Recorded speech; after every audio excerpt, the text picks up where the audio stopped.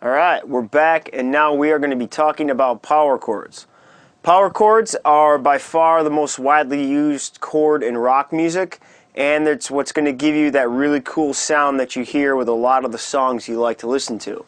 So let me just play a quick little intro with power chords and then we'll break it down and show you what's up.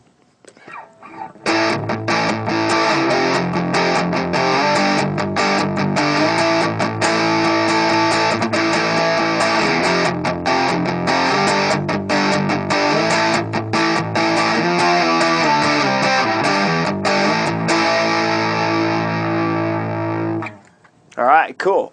So those are power chords. As you can see, it's got that real good rock sound that you hear a lot. The really cool thing about these chords, just like the scale we just learned, is that they're movable. So once you learn the shape, it's just a matter of moving it to a different spot on the neck to get a different chord happening. Okay? So let's break this down and from square one, and we'll see what we can get going with it. And just to note, I had my distortion on for that little chord progression. So on your amp, it's either distortion or gain, and you usually either have a button or a switch that'll change channels. So that's the sound we're looking for. I'm going to go back to a clean tone though to show you how to break this down so we can get it to sound good. Okay. So we'll start off with a lot of things we do at the 5th fret. It's always just a good place in the middle of the neck to work, and then we could always move around from there. So just to note, that note, the name of that note at the 5th fret on the big E string is A. And then also the notation for a power chord is a little 5. So whenever you see a chord name with a little 5 next to it, that means that you're going to play a power chord. Okay? So let's start out by putting our first finger on the 5th fret of the big E string. Okay? Then what we're going to do is put our ring finger on the 7th fret of the A string and our pinky on the 7th fret of the D string. Just like with the other chords we were talking about, I want to keep these two fingers tight together. Okay? Squeeze them up, pushing good and hard together, so that way they feel like one big finger. Okay? So there's only 3 notes in this chord. Actually, there's only 2 notes in the chord, but you commonly put the pinky down to add the same note twice to get a fuller sound. So let's do this one at a time, hit each note and see how they sound. Okay, good. So again, technique, you're going to stay in the middle of the fret, your thumb's going to stay in the middle of the neck facing up, some room between my palm and the fretboard. My fingers are nice and curved and pushing in. Okay, my first finger is going to lay it a little more flat for this chord, and we'll talk about that in a second. But let's one more time see if we can get those notes to sound good.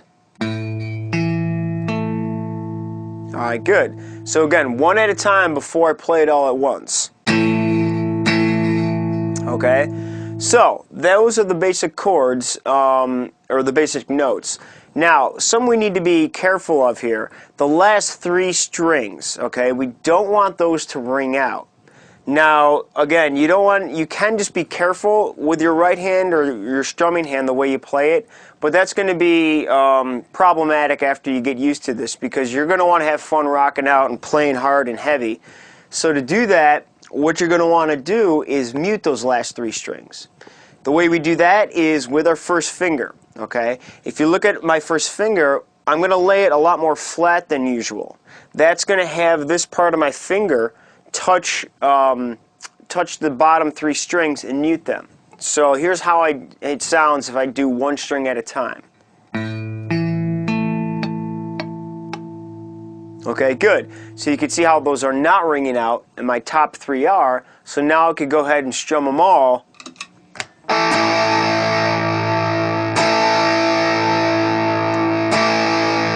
Alright, and that way the only 3 strings that ring out are the top 3.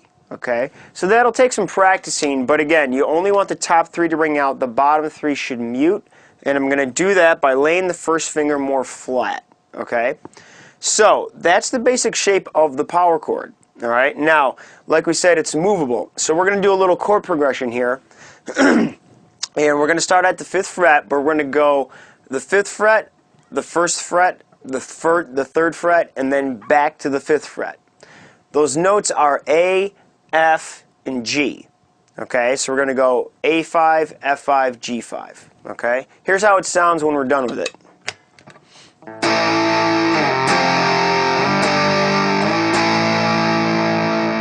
Okay, it's a pretty common rock progression, so you'll have some fun with this one once you get it down really good. So to break it down, what we want to do before we play it all at once is play each chord one note at a time, but hold the notes out and see how long you can get them to sustain for. In other words, like this.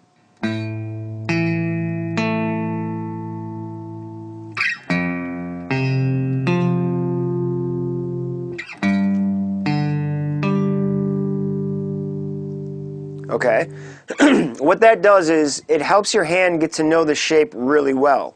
By pushing down and holding down, the sustain just keeps the notes ringing. So that way my hand memorizes the shape and how hard it needs to push down to get the chord to sound good. After you do that a few times and you could hear the notes ring out really well, then go ahead and play all the chords, all the notes at once.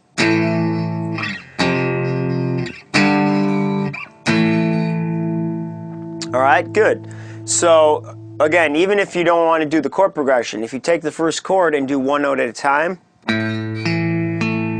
just hold it there and see how long you could have them ring out. Okay? If you do this and they come off, okay, you're letting up the pressure. So make sure you keep it down so that the notes sound really good. Okay? So that's the chord and the chord progression. Now that was all based on the E string. We could actually do the same chord but base it on the A string. All we need to do is move each finger down one string each. Okay? So now that we're there, it's the same chord shape, and now we're just going to focus on those three notes on those three strings. Okay, good. So now there's an extra thing though that we need to worry about when we base this shape on the A string. The big E string should not be ringing out. If it does, you're going to get a pretty wicked sound. Alright, it's going to have that big low bassy note that's not going to sound good with the chord. So what I could do to control this note is use the tip of my first finger to barely touch that string and again mute it. Okay, so if I do one note at a time with a clean tone, you can see that it's not ringing out. Okay. Alright, and I still want the first finger to push down on the A string so I get that note to ring. Okay? So now I'm free to go ahead and hit all the strings and it sounds good and tight. Okay? So let's try that same chord progression, but now we're going to do it on the A string. So these notes are D, B flat, and C. Okay? Here's how it sounds.